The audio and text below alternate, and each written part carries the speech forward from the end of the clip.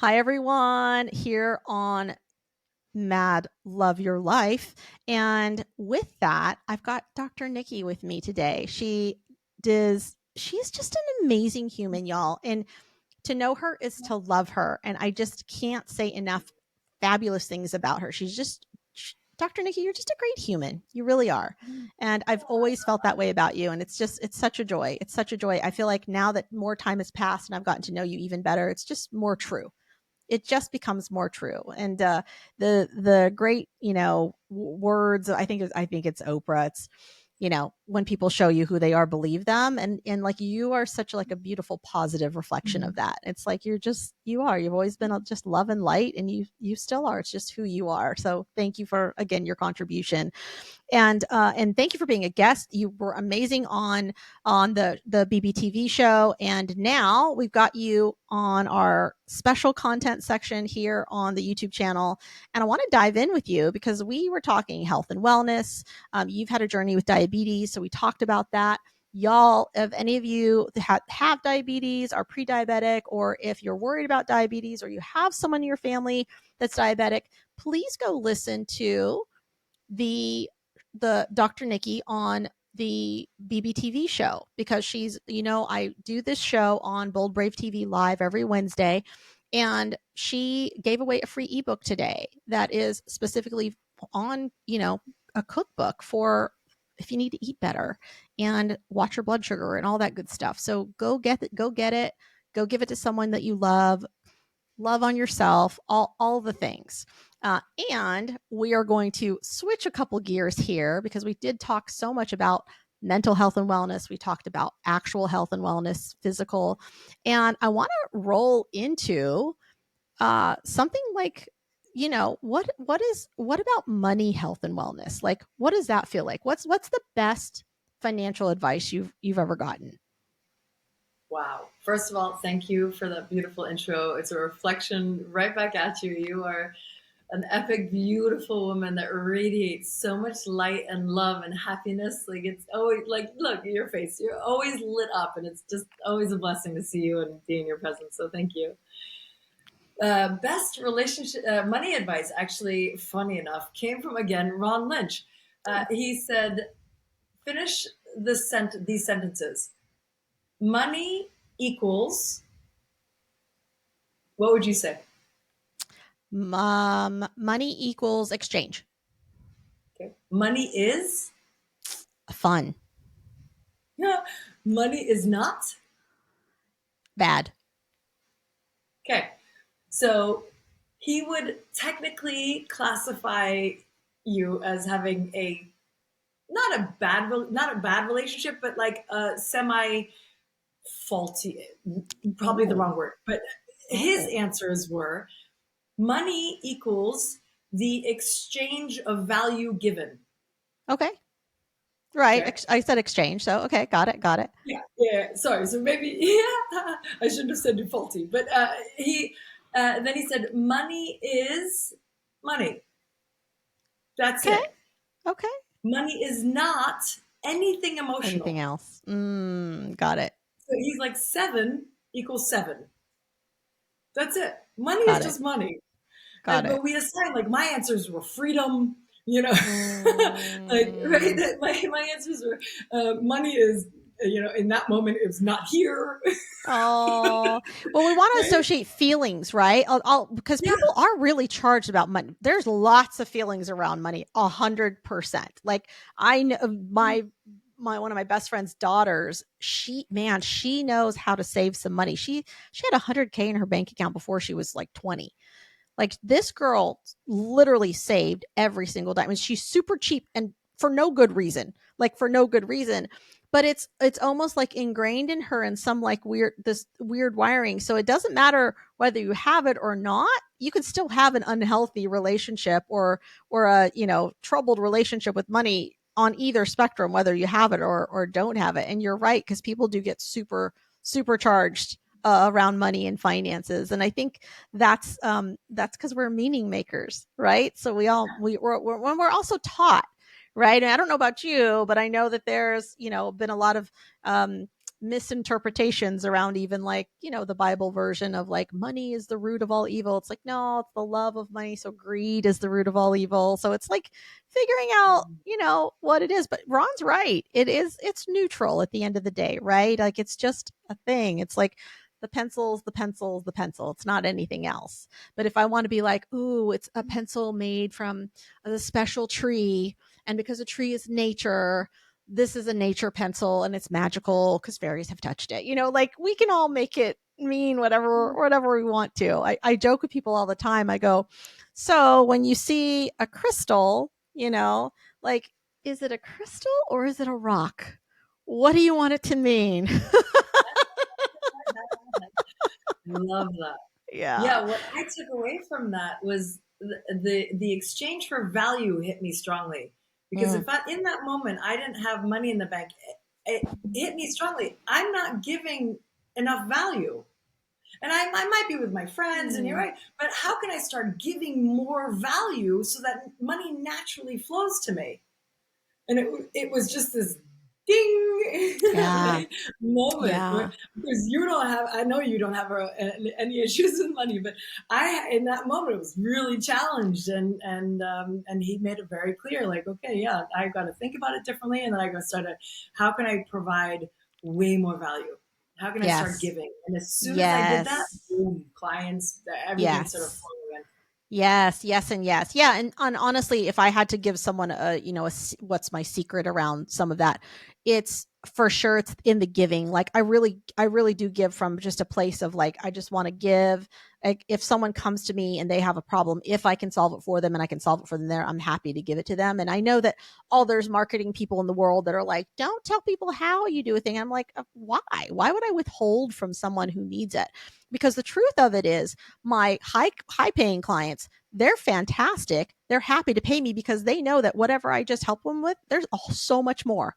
And so now they're like, I see the value. Yes, like I want to give you this money. And I think that's a healthy way to look at it too, is when there's an exchange of value happening, you also feel good about being someone who can show up with the money, right? If I got great service at a restaurant, I feel extra great when I can give from a place of like, wow, that service was so good. And the way I can show this server my appreciation is by giving them a much bigger tip than maybe whatever the standard is.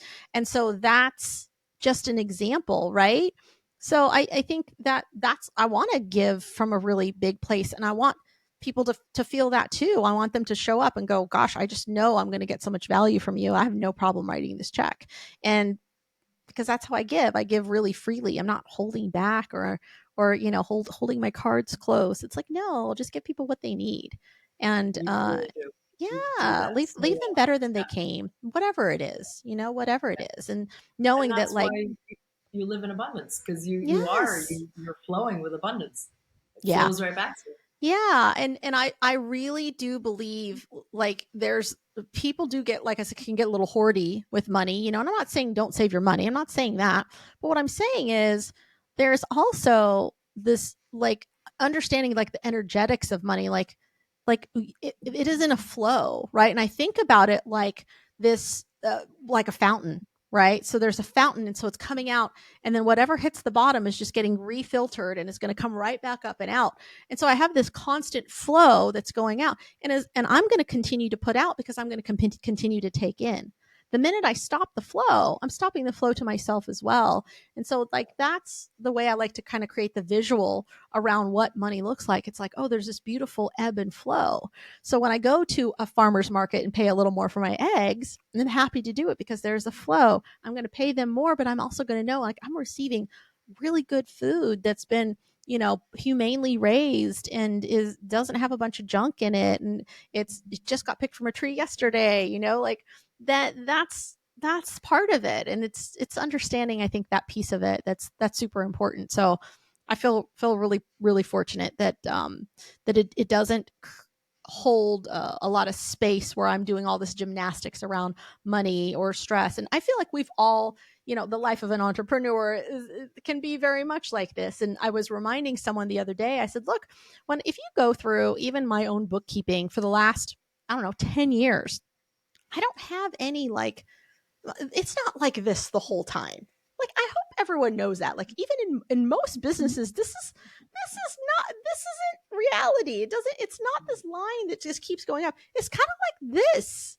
And then it goes whoop, and then it goes whoop, whoop. And so by the time the end of the year comes, I always look at my books and I just laugh and I go, wow, I did really good this year. But if I was counting it each day by day, I might stress myself out. But I don't do that. I'm like, no, I can look back and see the graphs from the last 10 years and I go, no, I know exactly what's going to happen here. So just keep giving, keep showing up in the way that feels really beautiful and helpful to people, because that's what it's about. It's about the giving. It really is. So So Dr. Nikki, talk to me about relationship advice, because this is, listeners, we love this. My listeners they're so great because they've seen me through, my phases, and I, was married for a very long time. Then I uncoupled, and now I'm in, was in a season of taking a little bit of a break, and now I'm in a season of I'm back in to dating. I'm open to a relationship and what that can look like. And so, what is your best relationship advice? What's the best okay, relationship advice you ever got? so this came in from Gerald and Maya Rose, Oh, who and you Maya also know. Rose. Yeah, yeah. The beautiful couple. They're just like intimately connected. They celebrate their honeymoon every year. They get remarried to each other. They just have Yes. this beautiful blossoming relationship. And so I asked Gerald, I was like, so what is it that really keeps you guys bonded? And he says, well, Maya Rose, whenever she's upset with me, she'll call me in and say, hey, Gerald, will you support me, because I need your help in navigating something. And he'll be like, sure, honey, what is it? Men always want to help. So if you ask them for their help, they're like, yes, what? Right? You learn that from the Queen's Code, best book ever to read on relationships. Okay. Every person on the planet needs to read the Queen's Code. But so what she does is she'll say, can you support me in processing something? He's like, absolutely. She goes, when you do this, I make up the story that you don't like really care about me, or you don't really care to support me in this way. And I don't want to believe that. And I know that's not your intention. What's another story I can believe here? Right? Mm, It mm, was so simple and yet genius. Instead of being like, why didn't you take out the trash? Silly example, but let's use it. She mm-hmm. just goes, hey, when you don't take out the trash, it makes me feel like I'm like, like I'm just the servant in the house, and you don't really, yeah, like that's my purpose here. Right. Right. And he's like, no, honey, that's not, but it like, she welcomed him into the process and recognized that she is creating a story that could not potentially be true, which is Yes. what we do as humans. We make meaning, Yes. like you said earlier, right? And that Mm-hmm. meaning is based on so many filters from our past, from our, I was raised with men are after one thing. Yeah, right? That's been implanted in my subconscious. And now when a guy texts me, it happened to Food. me the other day, he texted me like, hey, what do you want to do? And my brain instantly thought like the guy's just trying to get laid. Mm. And he was asking me a genuine question. Would you like to? And then I was like, well, what did you have in mind? Instead of being like, I wanted to attack, instead I'd led with curiosity. And he wrote back, I was thinking either we could go for a coffee or maybe a hike. Right. And I was like, oh, not what I was thinking at all. But Yeah. we see through our filters and we see through Right. what has been programmed. Yeah. And unintentionally, my mother didn't mean to do that, but that's what she Yeah. saw. Right. Yeah. So Absolutely. lead Absolutely. with curiosity. Yes, absolutely. One of my favorite ways to approach what could be perceived as a sticky conversation is to Yeah. say, hey, can I share with you that in this scenario, blah, blah, blah, my experience of you is XYZ. And so this way, I'm not accusing them of you are this or I can't believe it. Like, I'm just leaving it open. I'm like, hey, the experience that I'm having right now is this. So can you Right. create some clarity for me? Because am I wrong? Or am I seeing this wrong? Do we need a Yeah. do over? Whatever that is. And I think that that's a really beautiful way, because it's, again, it's we're all human. And I don't necessarily believe in good and bad people. I think we're people, and we all have the capacity to do good or to do bad, however you want to define that, and whatever you want to call that. So I think that's the piece to remember, is we're not fairy dust and roses all the time. Sometimes we're a little thorny, and it's just remembering that. It's remembering that. And sometimes it's because we haven't had something to eat, or it's hormones, or we're just having a really shit day. So it's, Or we just need to be taught, right? Like yes, a or we need to be dear taught. male friend of mine, he said, "You emasculate men," and I was like, "What?" I had What? no idea, because I like, Yeah. kind of that New Yorker ball busting, like that banter, Yeah. right? It's kind of fun Yeah. for me, and it's not for men that aren't from New York. Right? Like, Right. so he handed me the Queen's Book Code. He's the one that, and I was like, I read that, and I was like, oh wow, I had no idea that the male intention is to impress a woman, and when I'm like seeking to like combat, it's like Right. extra offensive for them. Yeah. Uh, Yeah. When we get yeah, competitive, right? It's like, oh, right. yeah, for sure. I know that's for that is my yellow flag for myself, is when I'm talking to someone, am I starting to feel like I need to compete with this guy? And that's when Right. I know, ooh, I'm getting into my masculine right now. And so, like, it's like, Yeah. tone it down, sister. Where's that coming from? Like, what's the Right. defense that's coming up for me that says that I need to be in this place? And it's like, Mary, we're not in a mediation right now. We're just having a conversation with someone who who wants to be in your Yeah. life. This is not a Or be business right. Right. negotiation. Yeah, Yeah. yeah, it's so funny. Like, it is. You're right. It's the frame, and also the how do we turn stuff off and on, right? Because like in work, I need to be smart with a contract. I need to ask better questions, and I need to push back. But on a partner in a relationship, like that's going to be handled with a little bit more of a kid glove and more consideration, and a softer tone, and a softer way, right? So it's learning when can when do we have to shut some books off and turn the other ones on, and just the systems all have to work like they're supposed to. Right. But yeah, Yeah. no, I love that reframe, and I love Gerald and Maya. They are fantastic. Gerald and I joke because we have the same human design, so we always say Yeah. we're twin flames. So every time I'm in, we're like, "Oh, twin flame." I was like, "No wonder we love Maya." I said, "Yeah." I said, "Look." I said, if for some reason, I said, if you weren't with Maya, I would be like in line to be with Maya, and I'm not even, I'm a heterosexual woman, so Yeah. she'd What's your she'd make human me switch design? teams. She's such a great support structure. Yeah. Uh, She's so in wonderful. in relationships, I love that piece of relationship advice. I would love to know, I know a little fun fact about you is that you've been, I believe, engaged to a billionaire. And I know Yeah. that there are, with all our single ladies out there who are looking for their next person, I feel like finances is on the list. It's certainly, I would say, on a healthy check, because it creates financial safety. It creates a level of security, and women, we like to feel safe. So with that said, I would imagine that being engaged to a billionaire would give you lots of safety when it comes to that piece of it. But what would you say, what were your best lessons coming out of that? So fascinating. I love this question. So, well, let's just say I don't look at a mega yacht with any envy anymore.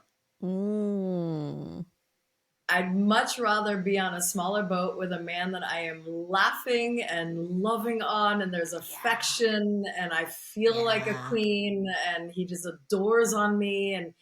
And yes, my ex absolutely loved me, and but he was came from a culture that was very cold. Even like a little caress on the hand was like woo, lots of affection. Whereas Oh, I'm used to cuddles and hugs and right. yeah. And I need that level of embrace and attention. I'm an only child Aries. Like I need attention. Yeah. And that wasn't his love language. His love language was acts of kindness. And mine Mm, is physical affection and words of affirmation. So I wasn't getting my needs met. And I learned how to satiate his needs. and he actually taught me how acts of affection, acts of service is a really beautiful way. Like he, billionaire or not, he was the first one to jump up after dinner and clean the table and take your dish in, right? He Hmm. just, that was his way of showing love. Yep. But it was really important to me. Like I always wanted that lifestyle. I wanted the private jet. I wanted to be able to go into a store and buy anything I want and not look at price tags. I wanted that and I got it. And you know what? I filled a room. We had to like move my closet downstairs into the basement. We made the whole basement my closet, like decked it up because I had that many clothes. Yeah. And you know what? I gave away 70% of them. Wow. Like it was just momentary little bouts of happiness. Yeah. But the real lasting happiness was from the intimate connection. And I wasn't getting that. I Yeah. wasn't getting that like deep, I know you, I love you, I got you, we're gonna make it through anything sensation.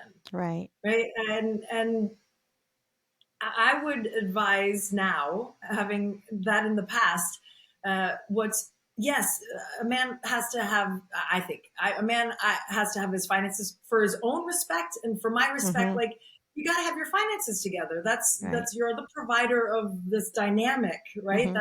That's our innate kind of nature, and you don't need as much as you think. Yeah.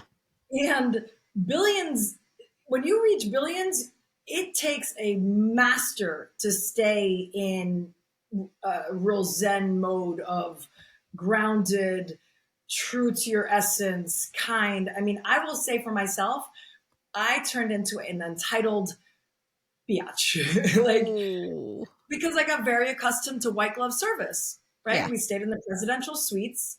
Our hotel rooms were Yeah. never less than $2,500 a night, up to $10,000 a night. Yeah. And everywhere we went, they knew him. He'd only go back to restaurants that knew him. So we had 5 waiters at our table. Right. Like, so I get like very used to like quick service. And I walked into another restaurant and it took them 20 minutes to get me a menu. And I was like, hey, you know, like me doing the head Mm. bobble. Like, and Yeah. two of my friends disowned me. My 2 best friends were like, who are you? And what have you done with Oh, Nikki? right. Right. Because it's much more natural to go that way because you get so accustomed to Accustomed. such a high Yeah. level of quality Yep. that yeah, you kind of turn your nose up to lower quality. Yeah. Um, that I now have a very high respect for people who are affluent, that are still real, that are still genuine, that are still like, you know, ready to Yeah. serve and friends with everyone, right? Yep. Janitor, doesn't matter. You're human. I love you. Yeah. To stay in Absolutely. that is impressive. Yeah. No, I So completely agree. yeah. Yeah. Yeah, and I love what you're saying, especially around the love languages, because for those of you that haven't read the book, we referenced it so many times with so many different guests because it is a great read, and everyone, Gary Chapman, God bless him, he came up with the 5 love languages, and I think maybe he has a 6th one now. But there's a quiz. The book is a really short read. If you're not a book reader, go read this book. I'm just telling you, it's so short, it's so easy, and it's fun because you learn your love language and you learn that when other people are operating from probably a different love language than yours, that's their way of basically saying I love you. So for those of you that are used to hearing the words, you need the words of affirmation, I love you. If you have someone in your life who is acts of service, then when they get up and grab the dishes first thing after you've made them a meal, that's them saying that they love you. So that's the a good reframe for you to have around that. But I agree, and what's funny is I mean, I love that you dated a billionaire because that's super fun. And the truth of it is, it honestly didn't matter whether he was a billionaire, a millionaire, 6-figure earner, right? Like what he earned at the end of the day was I feel like when we get into the billions, we're movie level stuff, like it feels very surreal because you're not every day do you bump into or meet billionaires. And I think that's why people tend to go, ooh, but you're right. At the end of the day, you'd rather be on a much smaller boat or in your own living room with someone that you actually enjoy being with and who can really connect with you and make you feel that level of deep connection that feels like the love that you want to have and invite into your life and have as a relationship. And I can I can just so resonate with that. I dated a really wealthy guy who literally looked at me and said, Mary, I've known you for years and I would marry you in a heartbeat and you wouldn't have to work another day in your life. And that sounded so good, like I was like, ooh, I was like, wow, it would just be completely taken care of. Like, money's a drop in the hat. How nice is that? And at the same time, I remember he sent me to the spa for the day. And y'all, I love spa. Don't get me wrong. And I love being with myself. I have no problem with that. But the problem was he didn't go to the spa with me. He was actually on a plane to go to the next thing, but he was like, "Oh, I'm sorry." He's like, "I missed you in Dallas." He's like, "Let me send you the spa." He was, "I've already called ahead. I've already put my card down." And I had a great day at the spa by myself. But more than that, I remember sitting there in the tea room and I was like, you know, actually, I have so much gratitude for this and I love this. But what I would really love is I would really love if he were here with me or even had the wherewithal to go, let me send a girlfriend or her mom with her or something, like, because quality time is actually one of my love languages. And so is physical touch. And if you're sending me off to do something by myself, then I'm getting neither of those. And so that's really where, my love tank, that's really where the most importance is. I used to tell people I can have fun with my friends in a paper bag if I need to, because it's the people that you're with. It's not what you're doing. The what you're doing is the cherry on top. But it's being Yeah. able to be in that place where you're like, feeling like you're getting that connection that you want and desire and deserve and need, and that's the part that would have made me feel safe. Otherwise, I felt like, oh, so what would a marriage to this person look like? Would it look like me always just bopping around doing whatever I want by myself? And Yeah. if I'm going to go That into was good. partnership, then that's not real. I'm not going into it to do stuff all by myself all the time. And so that That's what it part was. became like really obvious to me. And I went, yeah, that's not quite going to work. So I think it's important to be able to look at those traits and characteristics and figure that out. And I know that there are also some amazing, amazing men out there who want to be able to love and connect and have someone to spend time with. And, we're all looking for each other. It's I true. also think that whatever is for us, we don't miss.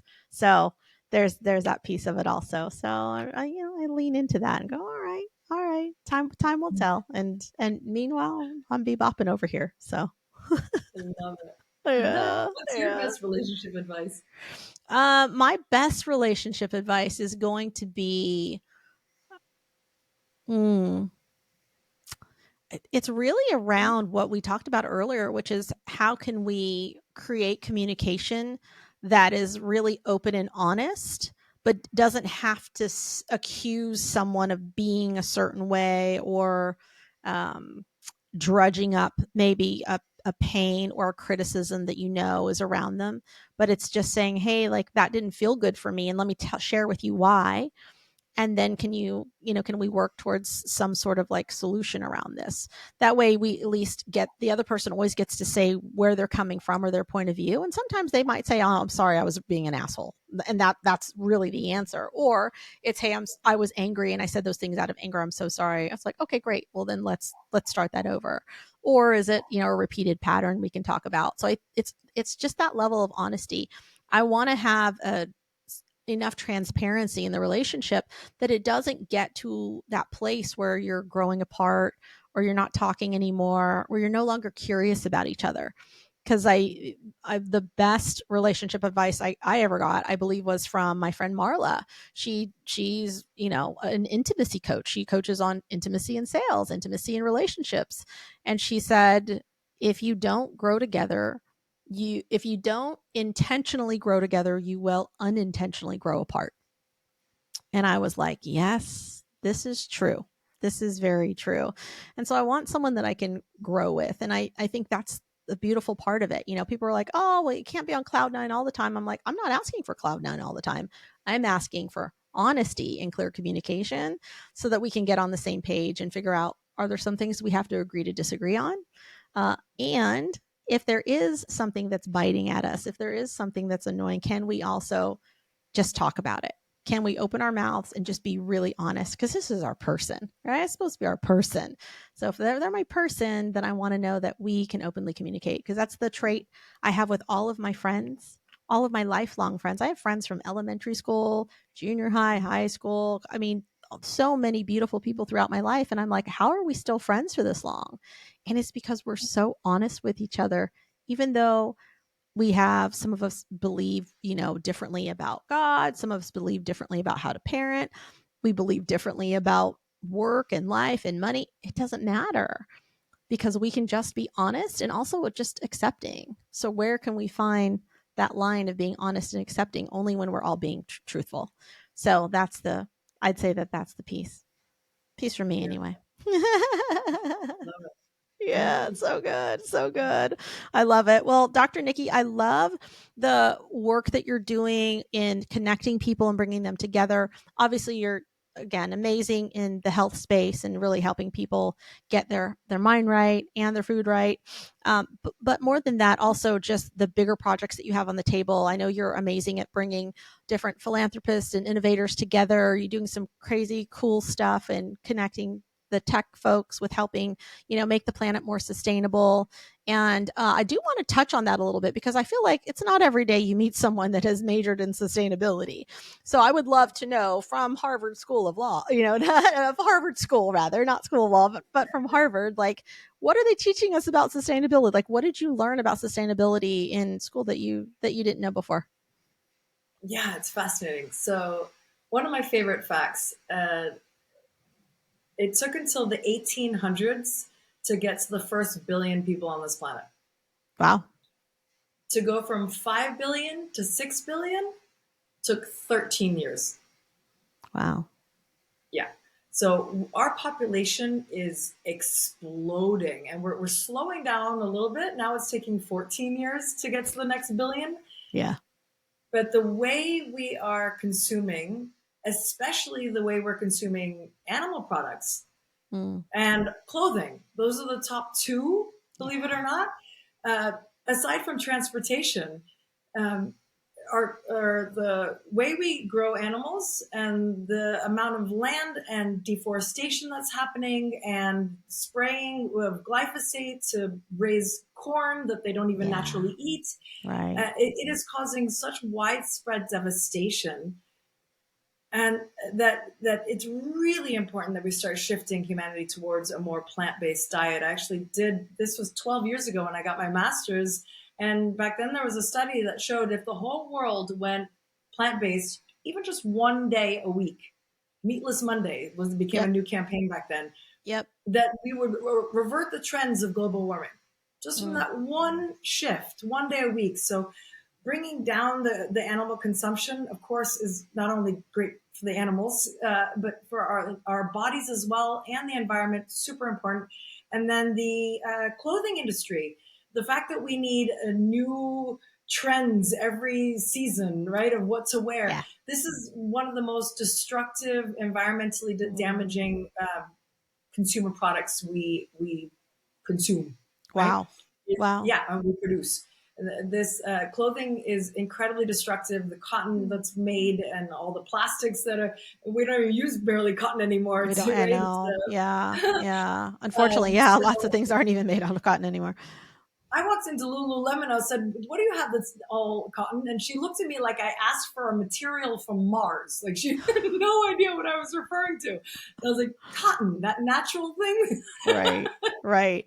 It was. It's all Mhm. polyester and rayon, and right, Right. and Yeah. so, and we don't need that much. My favorite thing now is I shop at consignment stores. There's plenty of clothing already been produced, and they're one of a kind. You get to dig and hunt. It like satiates that craving to hunt, even if you're a female, right? And you can find a one unique piece that is cool and trendy and designer, but from the past, right? You bring Yeah. back the '60s or something fun. Yeah. And so there are little things that we can do that will make a massive, massive difference.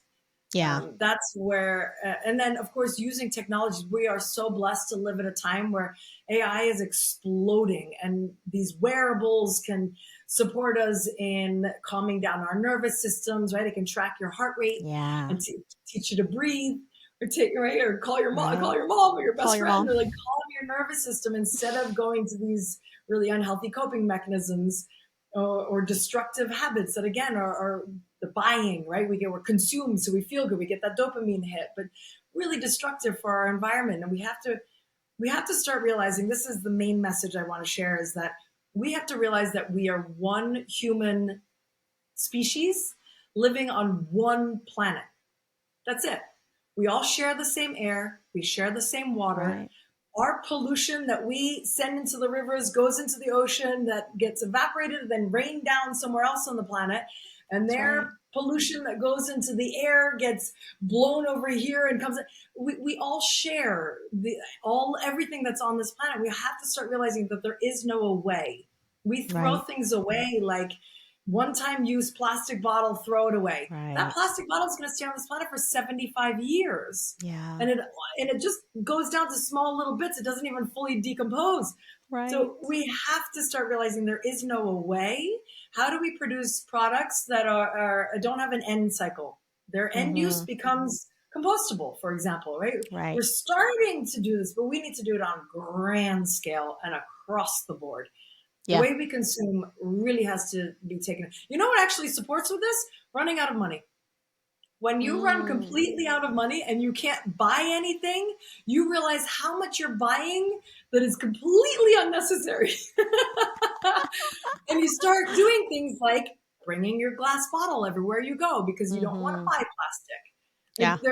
It's interesting how we learn our lessons sometimes. It comes in Yeah. odd ways, but Yeah. we need to start learning this as a human race, that there is no way. Yeah, yeah. You're right on the consumption part. We are definitely consumers, and boy, us Americans, we really are consumers. We like our single use stuff. But I'm with you on. Look, I've got glass and a wood straw, so I'm just saying, like, this is trying to do all of us trying to do our most some of us trying to do our part anyway. Yeah. But the part on for those of you who aren't interested in being a vegan or a vegetarian, I hope you hear what Dr. Nikki's saying. She's not saying that you need to convert. What she's saying is, what if you just did 1 day a week? What if you did 2 days a week? What if there was just, I don't know, a meal that you decided to skip that just didn't need to have some sort of, actual animal meat product in it? And that, a little bit can go such a long way. And even, you know, when we're walking down the street and there's a piece of trash, just picking it up and throwing it away in the trash. Like there's so many, oh, there's so many things. There's so many things. Getting our recycled bottles. I think that's been a huge initiative in the events industry, is encouraging people who are coming to, a conference to bring their own reusable bottles, knowing that, hey, we're going to set up water stations for you, but we don't want to have to use all these single use cups. We'd rather you bring your own container and just fill those up and use them and walk around with them, because then we're, saving a tree somewhere, we're saving an animal, we're saving a bird's house, whatever it is. And yeah, I mean, those are so, they're the basics, Nikki, and it's so sad that we can't get back to some of those basics, because you're right, they are so much better for the planet, and better for us as a whole.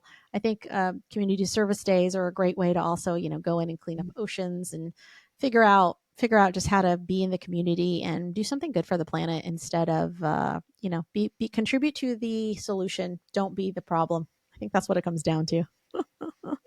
Yeah, And go on amazing. Eventbrite or Meetup. There are local organizations, there are local chapters that are getting together. Like there's the Austin Forum. I have an event tonight that I'm going to, and we're discussing. We all had to read the book. Now I'm blanking on it because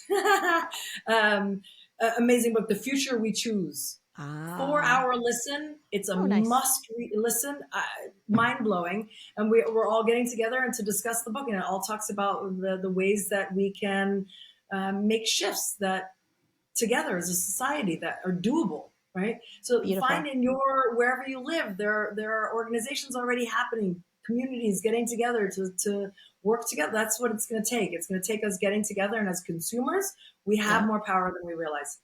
We can Beautiful. demand the things that are going to support the future generations. If you have kids, this has to be important to you. Yes. Yes and yes. Yes and yes. Better people, better planet. I love that. Thank you, Dr. Nikki, for being our guest today, for doing the extended show with us. I know everyone's going to just get so much joy out of this show, and I'm sure people walked away with just some beautiful nuggets. I know I sure did today. So thank you again for bringing your love and your light. I appreciate you. And for those of you listening, thank you for tuning in. Thank you for your likes and your shares. Please share this with somebody that you know needs to hear it. And with that, we will see you back here again next week. Thanks, y'all. Thank you.